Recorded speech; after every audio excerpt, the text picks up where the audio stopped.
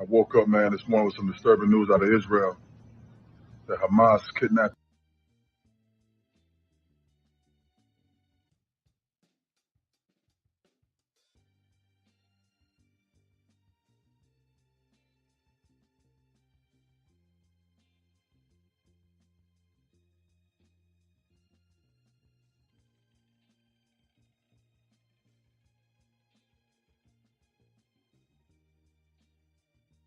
It's the voice of Amari Stoudemire, the former NBA player for the Phoenix Suns and the New York Knicks, who had a whole lot to say about Black Lives Matter, his complaint about Black folks can go do so and so if they don't support Israel. Of course, we know Amari Stoudemire is converted to Judaism some time ago, and really has his heart on his sleeve there. But we're going to talk about that because the Israel-Hamas conflict has brought about debate among Black Americans. We're going to discuss that this morning. Also, California is starting an Ebony Alert for missing African Americans. Somebody say it's about time. We're going to talk about that as well. And a special prosecutor is seeking to protect jurors from Donald Trump. He's gone to the judge and asked for some adjustments be made to the gag order there. He's fearing that Trump is intimidating potential jurors in his various cases. We'll briefly discuss that. And A New Color Purple is hitting theaters this fall, starring Taraji P. Henson. And we'll get into that. And Monique, Monique has always been outspoken. Well, she wants, she and her co-stars from the 1990s TV series, The Parkers, to be fairly compensated. We will discuss all of that and more with the one, the only, Sam P.K. Collins of the Washington Informer. Hey, good morning, Sam. How are you? Peace and blessings, Stacy. Very good to see you. How you doing? Good. Always good to have you. Listen, we're going to get into the Israel, Hamas, Palestinian, Black American situation in a bit. But I wanted to get some housekeeping out of the way, as it were, and some interesting stuff. We've been obviously following the twice impeached, 4 times indicted, twice found responsible for sexual assault former president and his travails through the U.S. justice system. And the special prosecutor wants Trump silenced once and for all. He says that the former president is intimidating potential jurors, and he fears that it'll continue even when trial begins. We can just cut to the chase here, Sam. I'm sure you would prefer to just cut to the chase on that. If it was Sam P.K. Collins, Stacey Brown, we'd be locked up, right? Of course. But Trump is an interesting guy because Trump pushes the boundaries and he pushes it beyond what his equals in the power structure would want him to do. I feel like when he came into office and even before then, the cat was out of the bag just in terms of the length that that these people in the modern era will go to secure power. So it's no surprise to me at all, to tell you the truth. Yeah, and so Jack Smith says, Judge, totally gag him, stop him from social media, stop him from going in on mainstream media, conservative media, and talking about anything to do with the case. He continues to attack the judges in the cases. He continues to attack not just the prosecutors, but their families.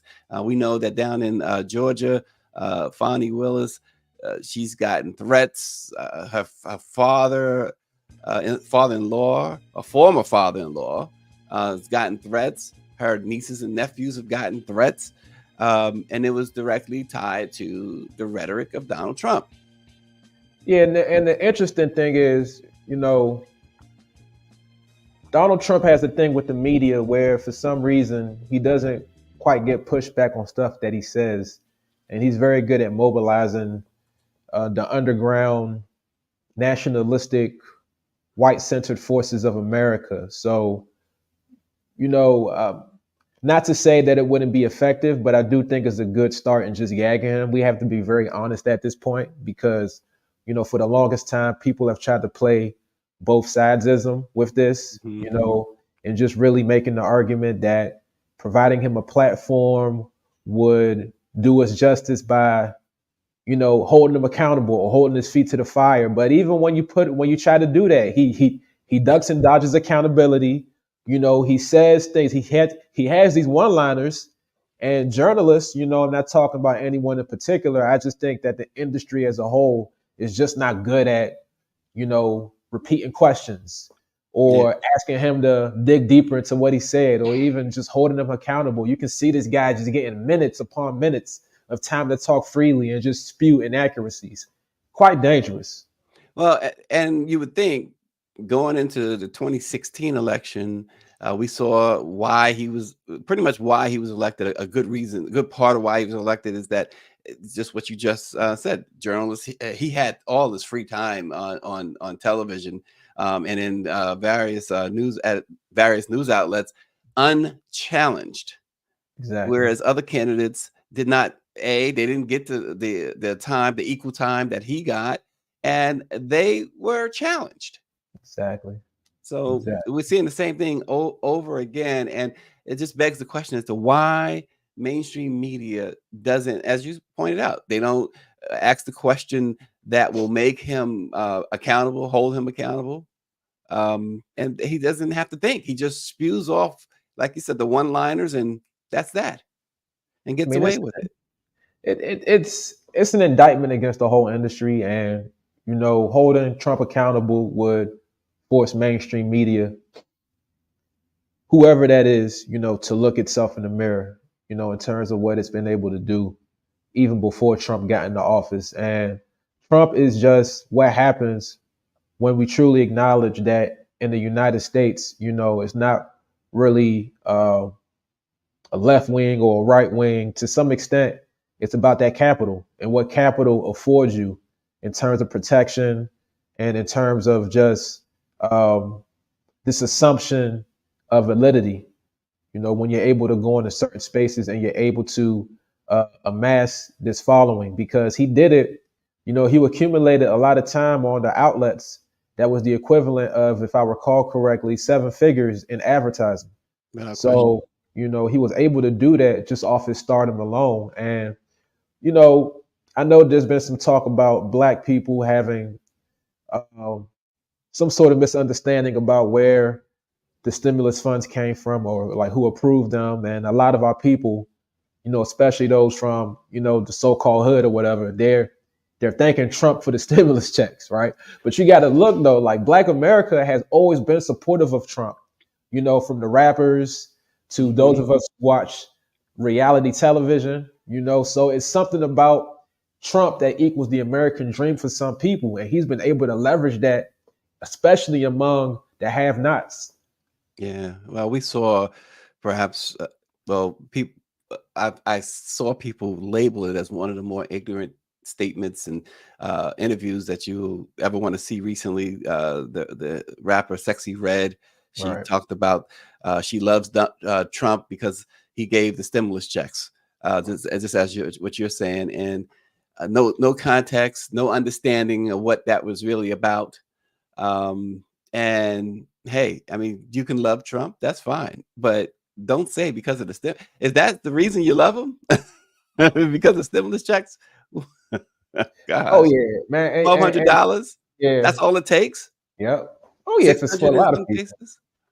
For a lot of people, of course, man. It's just no education about what Congress has the power to do or legislate. No education about taxpayer dollars and where the funds really came from. And, that's not necessarily her fault. I just think that it's indicative of the need for a civic education, among our people. And how much have we paid for that $600 or $1,200 cents?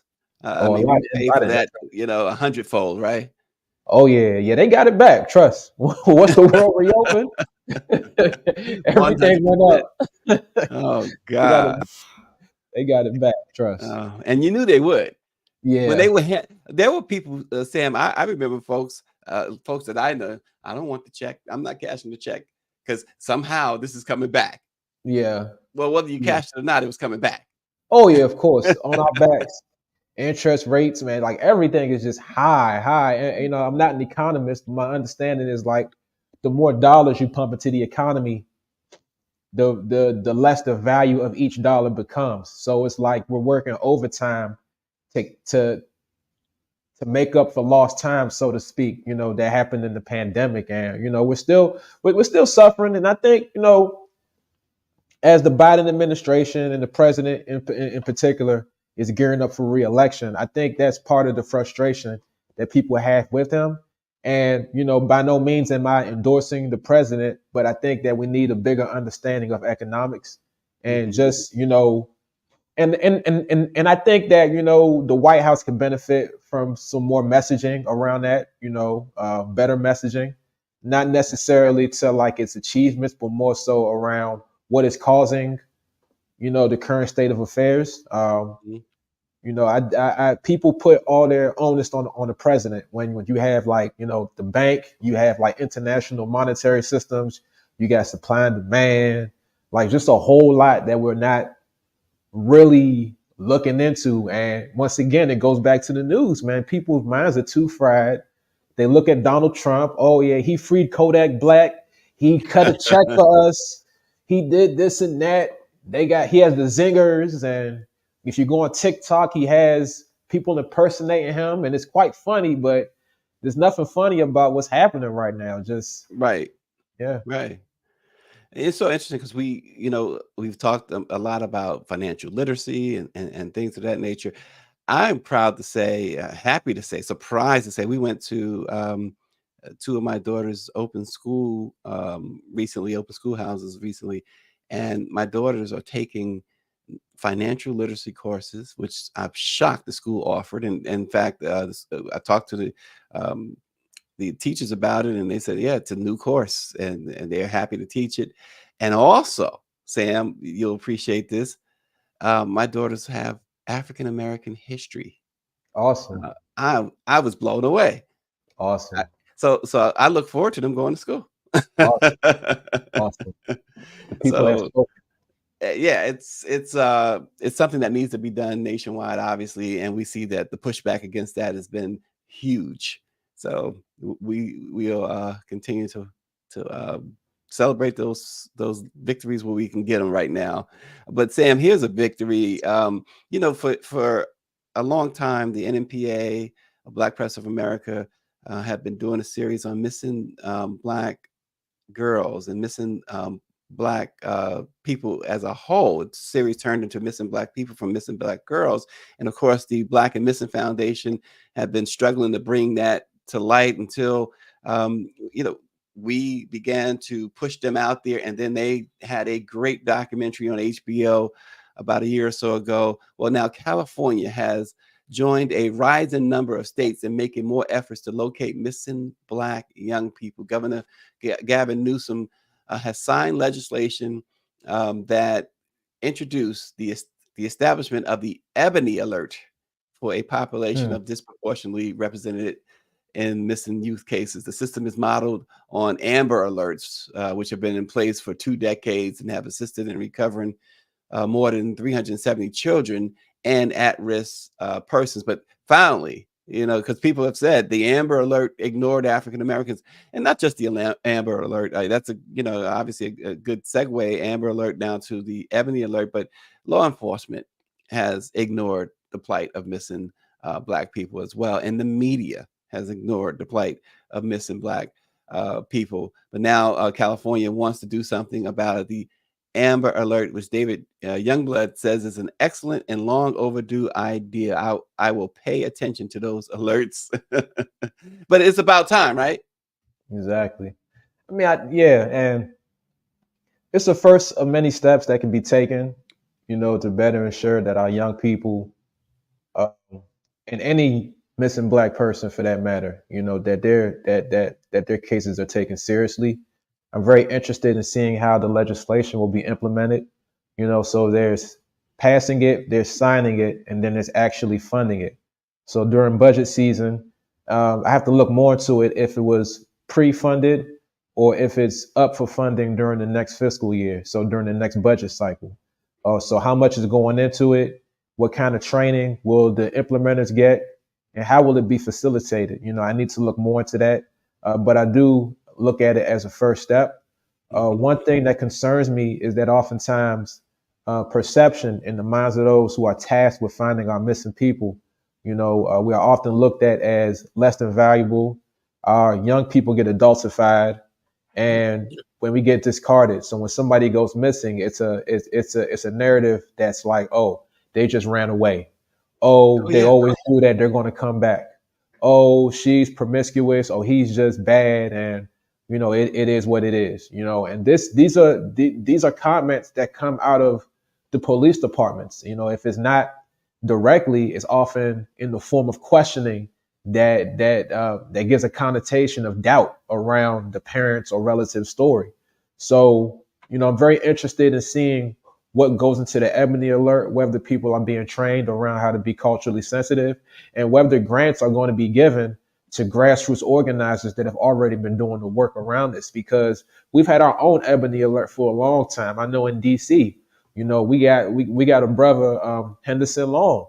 He's been in the trenches lifting up a number of missing Black people, and just really even going as far as getting young people fingerprinted early, just so that there's a record of their fingerprints in case they go missing, and it accounts for better tracking. So, all my thoughts. But it is a good start though.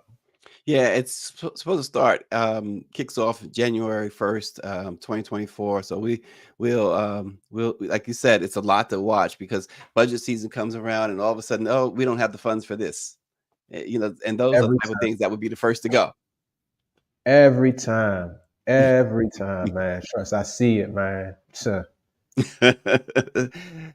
that skepticism or is that realism? It's realism. You got to be real. You got to face it head on. And better prepare for it. But it goes back Yeah. to the civic engagement piece. Watch. I'm telling you, getting those budget hearings, get those spreadsheets out. See where they're dedicating your tax dollars.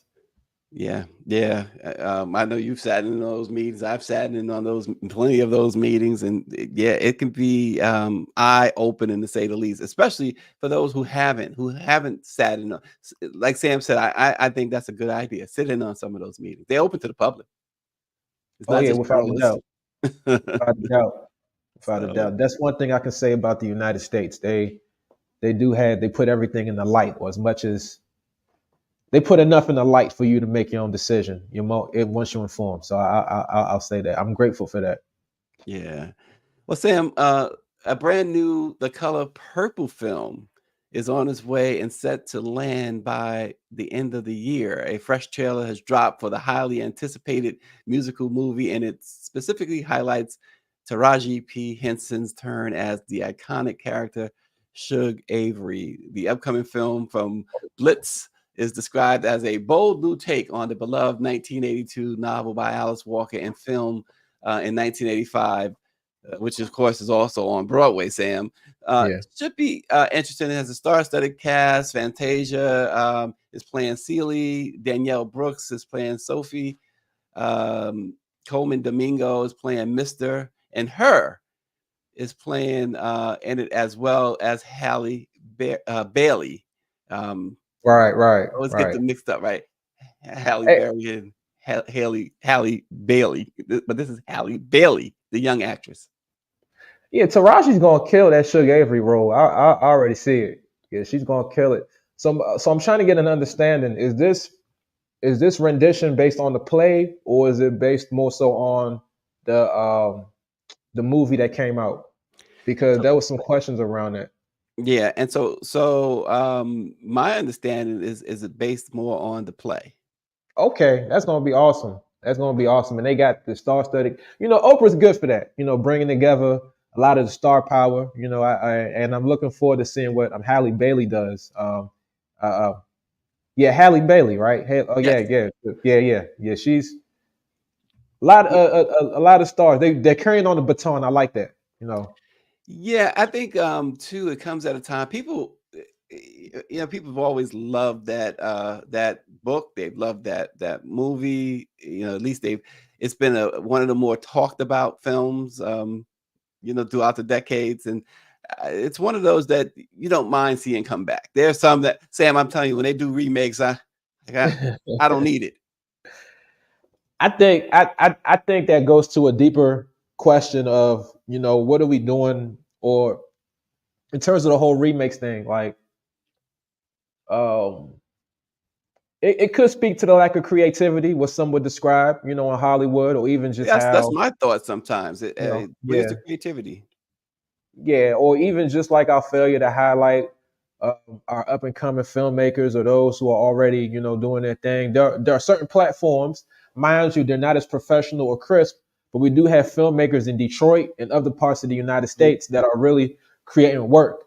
Now, my criticism about that is that it's often, in the same tropes about gangsterism and, just the more lower vibrating aspects of our situation. But I am looking forward to this. Admittedly, I have not read the book, but I think that this is a good opportunity, speaking as an educator, for people to read the books in the classroom, speaking about African American history, and even get people back in touch with, our Black authors, especially considering the book bans all across the country. And if the churches want to get involved, like they've been doing in Florida, let them get involved too. Because if you're reading the book and you're watching and you're watching a new movie, that could spark a lot of discussion. So Yeah, let's make it useful. yeah, can't disagree. Also, in Hollywood, Monique is making some noise. She's Yeah, I talking love about Monique. talking about her role in the Parkers. She's urging CBS to provide fair compensation for herself and Countess Vaughn, her co-star, as they seek recognition for their work on the long-running show. In a recent video with her husband, Sidney Hicks, Monique expressed solidarity with striking unions, particularly mentioning the Writers Guild of America and the SAG after strikes, which affected writers and actors and was resolved, as we know, recently. She shared her concern about the alleged lack of compensation for her work and Countess Vaughn's work on the Parkers. She says that the show has made CBS and others $700 million. Yet she said they got pennies and they should be compensated for. Is this, this was in the 90s? Is this like, okay, why didn't you say something before? Or, I mean, how do you look at this, Sam? I mean, I look at it, it's a question of ethics versus business. And, you got to look at the paperwork. So, as far as them being stars, um, and again, this was a criticism of Monique, that people had, back when she talked about the Netflix deal, um, just around the ability to negotiate. So, back in the 90s or early 2000s, when this very awesome spinoff from Moesha, because mind you, that was my era, my coming of age, so like I'm very, very hip to the Parkers. Very awesome show, very awesome program. I think that it might have been to some extent a little better than Moesha, and Countess Vaughn really got her shine there. But negotiation, it all comes down to that, right? So how savvy were the actors around negotiating the terms of their deal? Now, retroactively, I'm not entirely too sure how possible it would be for them to, secure a new deal. But the Parkers has been making money, going into syndication on BET at some point, being on Netflix, like I said. You got DVDs, of course, and there's a lot to talk about. But Well, she's filed a lawsuit too against yeah. CBS and Hicks Productions. But I'm just trying to see, like, retroactively how that would look. What kind of argument could she make? It Right. is up to the arbiter or whoever is looking over the case, of course. But um, I I definitely understand that the ethical implications of it. But just in terms of business, you know, of course, I'm being real here. we can be a bit imaginative, but at the same time, I'm just wondering if it's futile. And like, let me just say that I'm very supportive of Monique, very supportive of her. I ride for Monique, just given what she's been able to do in terms of like holding Oprah's feet to the fire. What's my man's name? Steve Harvey. Lee Daniels, Lee Steve Daniels, yeah. Harvey. Yeah. Oh man. Yeah, that situation with Steve Harvey really, when he told her, forget integrity, it's all about money. It was just, it was just awful, awful. But that's what Steve is, though. Steve got it out the mud, man. Steve was sleeping in cars. His accountant, his accountant, you know what I'm saying, did him dirty. After the Steve Harvey show, he was broke. So like he's looking from a survival standpoint. Like but Monique has a higher calling. Like Monique, she's gonna say my babies. Anytime you try to go on her, she gonna call Charlemagne by his full name in front of Yeah. everybody. Charlemagne tried it. Yeah, she speaks up, but you know what? You cannot say that she's gonna go quietly on anything, because Nah, she not. she She not. speaks up, and there's a lesson in that. I mean, Yeah. what's that saying about a closed mouth will not get fed? Oh yeah, of course, man. So, Yeah. And she had her special too. I think earlier this year it yeah, came yeah. out on it came out. Yeah, she had it. Yeah, she went in. I think that was her therapy. Like, similar to what Chris Rock did after the whole slap situation. Like Monique Yeah. was on that stage just because I'll be honest with you, like I didn't really laugh. I'm not gonna lie to you. I think that it was more so her just getting it off, whatever she had to Mhm. say about her life. It was good though, and it was good that she was able to. And I think this was about like it's been 6 years since the whole Netflix thing happened that she was able Right. to come back and because they blackballed her. Yeah, She was blackballed. So absolutely. And she blamed Oprah and Lee Daniels primarily. oh yeah. So Yeah, she yeah, went there out. you go. But That Monique is. Go ahead, Sam. I'm sorry. no. It's about the money, and it's about power, not capitulating to it, making certain investments in yourself, certain sacrifices, and just willing to stand 10 toes down. And she did that. Yeah, absolutely. Well, Sam, so our top story today, the 19, we'll take it from here. The 1967 Arab-Israeli War rocketed the question of Israel and Palestine onto the front pages of American newspapers. Black Power activists saw Palestinians as a kindred people of color, waging the same struggle for freedom and justice as themselves. Soon, concerns over the Arab-Israel conflict spread across mainstream Black politics and into the hearts of the civil rights movement itself. Black Power in Palestine was a book that was published a couple of years ago by Stanford University Press. And it looks at why so many African Americans, notably Dr. Martin Luther King Jr., Malcolm X, Muhammad Ali, and others, came to support the Palestinians or felt the need to respond to those who did. It's clear that the intersection, Sam, of the Black Lives Matter movement and the Israeli-Palestinian conflict is a complex and nuanced topic. We've seen at the top, Greer played a little bit of the Amari Stoudemire statement, but we've also seen, if you've paid any attention to social media, we've also seen the response from a lot of African Americans who say, wait, time out, because that's apartheid over there. How do we side with Israel? And then you see people like Barack Obama and others saying, no, we must stand with Israel. It's a very complex and nuanced topic, Sam. So I'll start by asking you, can you kind of elaborate on the historical connection between the Black Power movement and the Palestinian struggle for freedom and justice? Yeah, no doubt. It all comes down to self-determination. So the 1967 conflict, that you mentioned, that came during a very pivotal time. The Black Power movement, was around that time, and this was near the end of Dr. King's life, short life at that. So we were at a point where Africans in the United States were not only fighting for civil rights, but they were starting to identify as they always have in this country, uh, as a single ethnic group with a national identity outside of that of the United States. So solidarity with the Palestinian people who were fighting for self-determination under similar situations, that's just a no-brainer because we're talking about white settler colonialism, with the white Protestants who did the same over here in the United States, and the white Jews over there on the West Bank. They did so with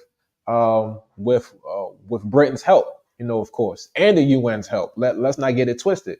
Mm-hmm. So, that was definitely a no-brainer in terms of building solidarity and in showing an alignment between two movements. And when we talk about the Israeli occupation of Palestine, this is something that goes back to the Balfour Declaration, and even a bit before that with the Ottoman Empire, with how the British were able to control that and colonize that, and how, the British aligned themselves with Zionists, because this is Zionism. Zionism, a philosophy, really espousing this need for a homeland that, let's not get it twisted, a homeland that is not even the same as the homeland that's mentioned in the Bible, because, the Zionists right now, they're using the Bible and they're using religion as a means of just advancing their campaign. But it's historically inaccurate to call that region your biblical homeland when in fact that's not even what it is. So there's a lot of things at play here. I could go on, but I do see this as a proxy war because, everybody who's standing up for Israel, whether it be the former president, whether it even be DC Mayor Muriel Bowser, who spoke with the Jewish community last night, it's all part of a power play because the United States has an interest in advancing anything dealing with Israel. We're talking about a man like Benjamin Netanyahu who was able to speak before Congress at one point. Now, mind you, he did so after not meeting with Obama, but that's besides the point. And Trump took it even further by installing a U.S. embassy in Jerusalem, because we know that Jerusalem was a contested site as far as the capital for the Palestinians and the Jewish people out there in that region. So this is a big proxy war. And going back to the original point about why states identified with that struggle over there was because white settler colonialism, regardless of whether it's here, it's on the West Bank, or it's in South Africa, it always looks the same, where white people are the minority at first, and then they expel or extinguish the indigenous majority, and then they start setting up a whole new system in which they are enriching themselves. So once again, it's a no-brainer. Yeah. Power 96 writes in that Hamas and Benjamin Netanyahu are no different than the Republican Party in the U.S. All three are right-wing religious nut jobs, is what he says. And you see a lot of that. A lot. This is what I'm seeing a lot of that on social media. David Youngblood, though, says that it is absolutely true that you can know the recent events in Israel are acts of barbarism and believe the government of Israel has imposed upon the Palestinian people and an apartheid state. So David kind of looks at from both lenses there. He says, what Hamas has done is horrible, but what Israel has done is horrible. We seem to Sam, we seem to focus on one or the other, and here David's focusing on both.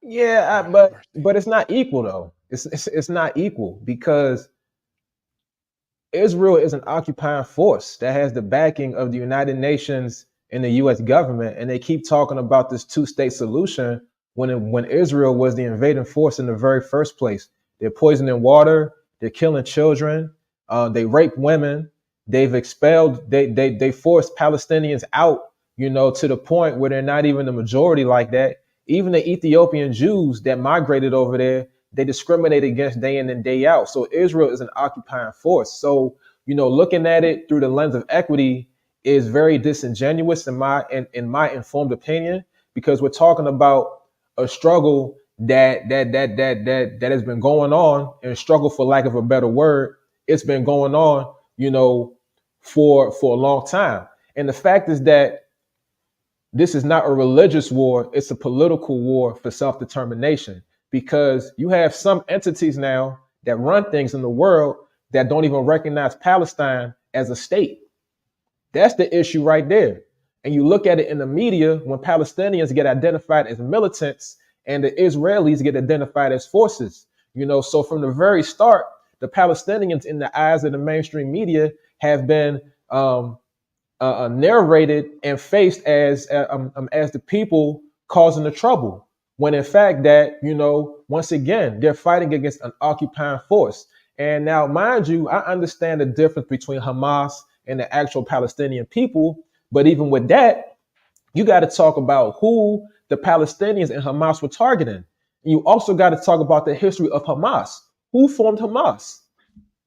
The Israelis, to a degree, formed Hamas. Right? That was a whole Israeli invention. The same way that the United States gave Al Qaeda a bunch of weapons during the Cold War and left them hungry and cold out there after the Berlin Wall fell down. So everything is connected, and our ignorance as a people and just focusing on the events of the day without historical context is really making us disingenuous and taking on the talking points of settler colonialists who have allegiance to a government that was just formed less than a century ago. And Sam, there is no both sides. There is no moral equivalency. We're talking about terrorists killing innocent people. There is right and there is wrong. It's black and white. And there should be no doubt where our loyalties as a nation lie. We have seen the face of evil. The President of the United States has a moral duty to lead with strength and clarity. So while Hamas carried out these attacks, Joe Biden has blood on his hands. His weakness invited the attack. His cash giveaways to Iran helped fund terrorism. And after the attack, his administration suggested that Israel just stand down. It's a disgrace. We need a president who is loyal to our allies, yet lethal to our adversaries, because weakness has never purchased peace. It's really interesting to hear Tim Scott say what he's saying there. He does not. So he's speaking purely political. He's running for president, and or really, we know he's running for vice president. He wants to be Trump's vice president, but he can't speak for African Americans, right? He's speaking for African Americans who have an allegiance to the U.S. government. So when he's saying Americans, and this goes back to why the tenor has changed around our identification with the Palestinian struggle, because I would argue that from 1973 on, that African Americans in the mainstream have identified more with the U.S. government than with their ethnicity as far as political allegiances go. So the more and more that we identify as Americans, the less and less that we are able to understand and identify why it is that Palestinians would go that hard against Israeli forces. And in terms of, the whole Arab discrimination against black people, I'm not contesting that, because Arabs have been discriminating against black people for centuries. If you look at the Arab slave trade, they're the ones that gave the formula to the Europeans. I'm not even going to lie to you. It is what it is. But we're talking about settler colonialism. It's not a matter of, dedicating our special forces as Black America to go over there to fight their war. It's about recognizing in black and white what the situation truly is. Because if the European Jews or any other type of European is not settling in communities and taking it over there, they're doing it over here through gentrification. They're doing it in South Africa, even though they're the minority. They're doing it anywhere there's a darker majority. So it's not about supporting or, it's not about discarding the fact that there is, some racism or maliciousness among Arab people towards black people, but it's about recognizing a spade for a spade. And that's what we have failed to do. And Tim Scott talks this stuff because just last week he was telling us that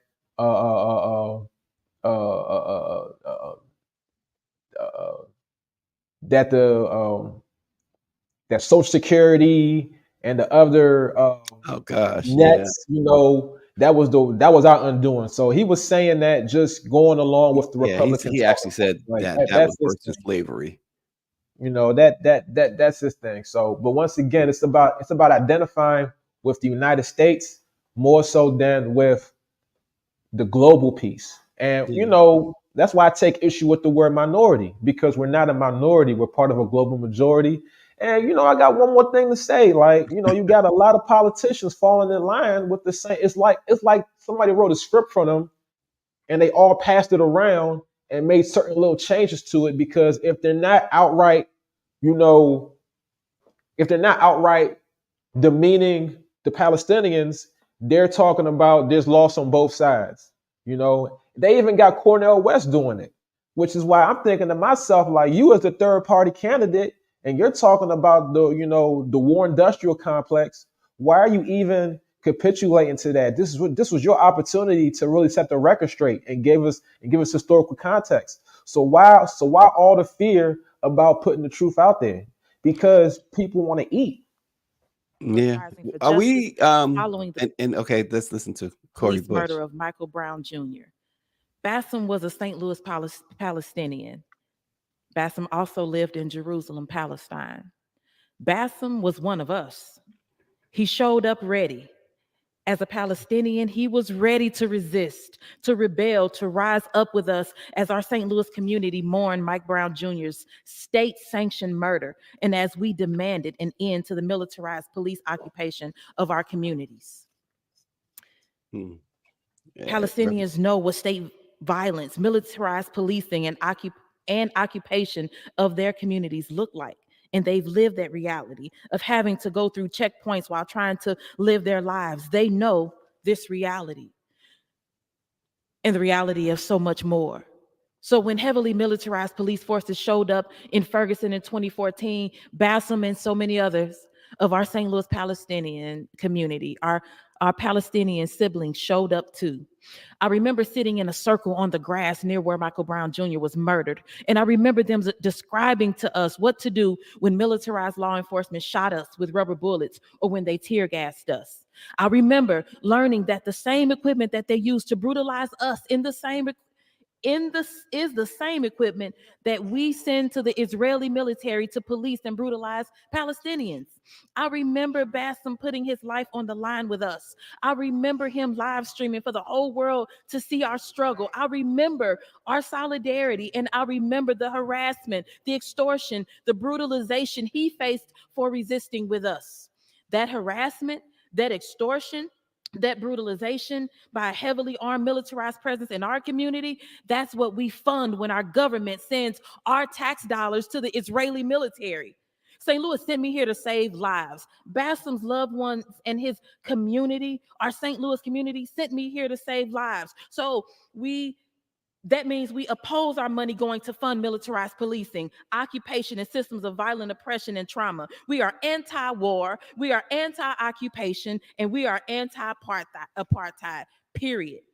If this body is looking for something productive to do with $3 million, instead of funding a military that polices and kills Palestinians, I have some communities in St. Louis City and in St. Louis County where that money can go, where we desperately need investment, where we are hurting, where we need help. Let us prioritize funding there. Prioritize funding life, not destruction. Man, this morning there's Amari out of Israel. The Hamas kidnapping children, putting them in cages, killing women, killing the elderly. That's some coward shit. That's cowardly. And for all y'all Black Lives Matter who ain't saying nothing, well, let me figure out exactly what happened before I say anything. Fuck you. Figure out what? It ain't never been cool to kidnap kids and put them in cages. It Ain't never been cool to kill women and elderly. Never been. No matter where you from, what you represent, what tribe you for, it don't matter. Ain't never been no cool. They ain't never been none that nobody supported. And then you go and hide and put the kids in front of you as a barricade. That's some coward shit. All you politicians who always have something to say on the contrary, I see you. Fuck you.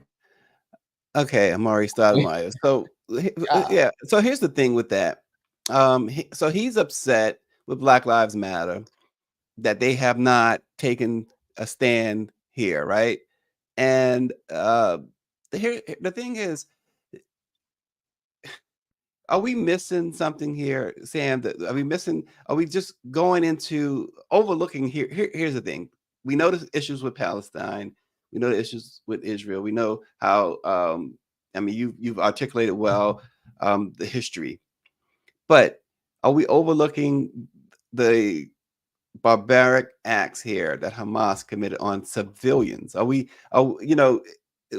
what point do we say, okay, wait a minute, we can condemn that while also saying, we condemn Palestine being, Israel occupying Palestine the way it has? So who's saying that they're Cajun babies? Because my understanding is that Hamas has soldiers hostage. And a lot of the narrative about babies being beheaded and women being killed and raped is coming out of Israeli news outlets. So it's a matter of where we getting our information. Who's telling the truth about what? That's the issue I'm taking with it, because a lot of the narratives about the alleged barbarity of Hamas is coming out of Israeli outlets. And you know how news works, Yep.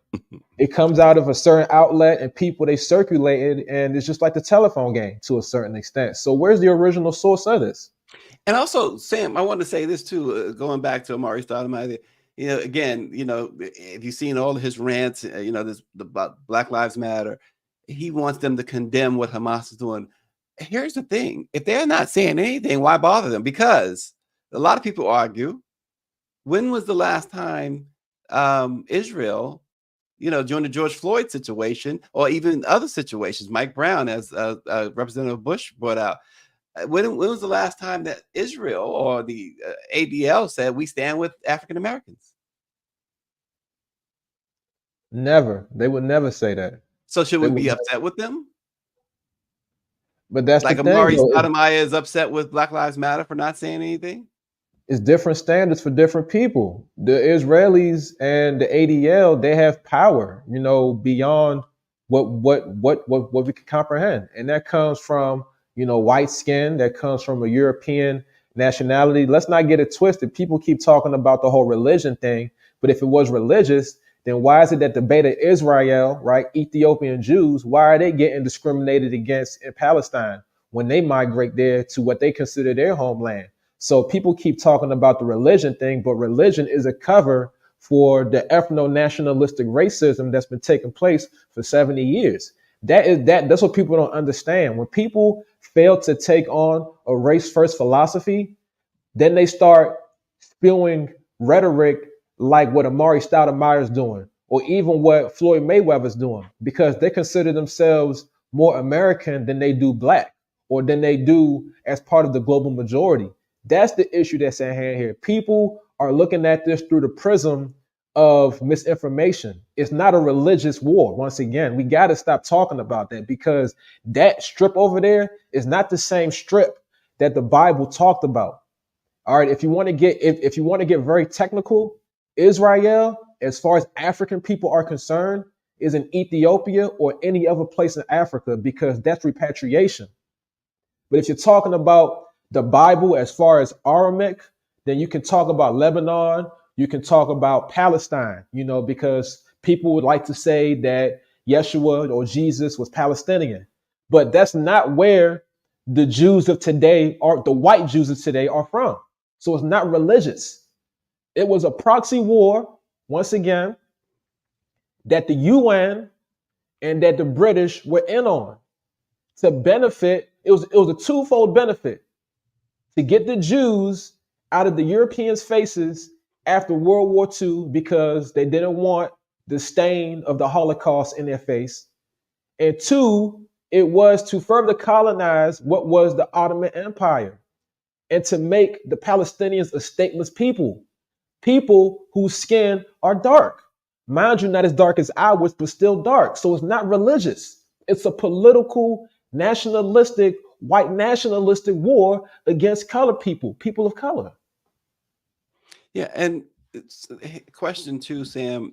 Again, going back to the civilians, I know that as you pointed out, a lot of reports are coming out of Israel, Israeli news sources, but video tends to show an attack at a festival on civilians. It tends to show, Jewish women being carried around nude and assaulted. Babies and elderly being taken hostage purports to show this. Do we ignore it completely, or should we ignore it? Should that be a part of the larger discussion? Where were all of these people when the Israelis were doing that to the Palestinians for years? That's what I'm trying to figure out. That's what I'm trying to figure out.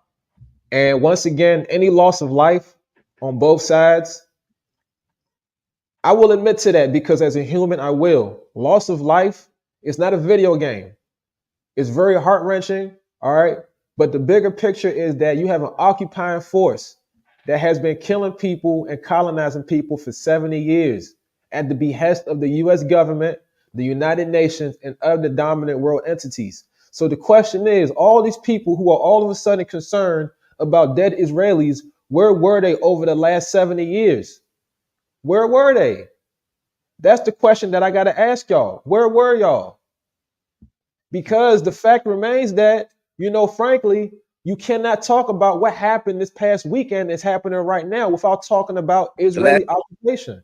One last point. The United States can easily solve this by just telling the Israelis to let go. They could easily solve this today, but they don't want to. That is a strategic point for U.S. hegemony. And Sam, what implications might this have for social justice movements going forward? That's a great question. As far as social justice, what I would say is that this is the event, and for political reasons, this seems to incite more fury than what happens on the continent. I feel a way about that, but I feel like this is the event that separates the real from the fake. We got a lot of academics who sit in their ivory tower. They don't got to go to prison. They don't got to get, shot at, nothing like that. But they spew liberation talk from their ivory tower. And then when real liberation comes in the form of a gun, then they want to be the first to talk about both sides and peace and this and this and that. Liberation never came with negotiations and talking. That only came after people lost their lives. And that's reality. It's a dog eat dog world, especially when you're being colonized. Every war that was fought, every negotiation came after bloodshed. So you cannot have people here who like talking liberation all of a sudden start getting moral when it comes to, people losing their lives. And as a matter of fact, when it comes to Israeli innocents losing their lives, that's on nobody but the Israelis themselves. So why would you? Sam, that's just what it is. Yeah. That's like I'm gonna say on this topic, especially for Black people. Do not become lost in the sauce of anti-Semitism or Islamophobia when you start discussing this on antagonism between these two countries. Yes, I know that not all Israelis are Jewish, and I know that all Palestinians are not Muslim. However, when we start talking about Muslim population or Jewish populations in our community, especially out west, we know that these two identities are positioned as being exposable and disposable. And as a result, anti-Semitism and Islamophobia is so normalized, folks will be waddling in it. You see what I'm saying? And you don't even know it. With that being said, when you start discussing the concept of terrorism and proximity to people that are identified as Muslim or the Islamic religion, recognize that there is a legacy of Islamophobia there. You see what I'm saying? when you start talking about funding and how money is being spent in relationship to Jewish people, people start sliding into some anti-Semitism. You see what I'm saying? So make sure that you is not engaging in no anti-Semitism. And it don't mean you can't be critical of how much money or how much tax dollars is being sent over there to Israel. I know I just made a video about the historical legacy of Black people and Palestinian people being in solidarity, but it doesn't erase the videos I've done in the past about when Kanye was on his shenanigans and highlighting how Black people and Jewish people have also been in coalition and solidarity. Sam, before we let you go, or before we close, I should say, with all of this discourse, and how do you navigate the complexities of this discourse in your reporting as a journalist, as a Black journalist? That nut graph is going to tell you everything you need to know. So you paint the act, so you talk about the actual event, and then from there, that nut graph is going to tell you everything that you need to know. Everything that you need to know. And one thing I will say is that journalists have a responsibility to tell the truth. And what I will say is that when it comes to liberation, when everybody has a gun, then people start falling in line. They start looking around like, all right, maybe I'll think twice before I do what I do to that side. That's the whole point. The whole point is to not capitulate. And when you have people whose backs have been against the wall for the longest time, and they do what they did, regardless of what happened, the issue is we need to look at the bigger picture in terms of what the U.S. and the United Nations are condoning over there and have been condoning for the last 70 years. And there's no question about that. Sam P.K. Collins, the Washington Informer. He's also an educator. So always a privilege to have you on. If anybody came on thinking they were going to hear anything different from Sam, then you haven't either read Sam or seen him on the program before or on Win TV before. Sam is Sam, and he is unapologetically Sam. So thanks so much, Sam. We appreciate it. We appreciate all your comments in the chat there. Keep them coming. We appreciate you, and we appreciate you for watching. Let it be known. We'll see you tomorrow.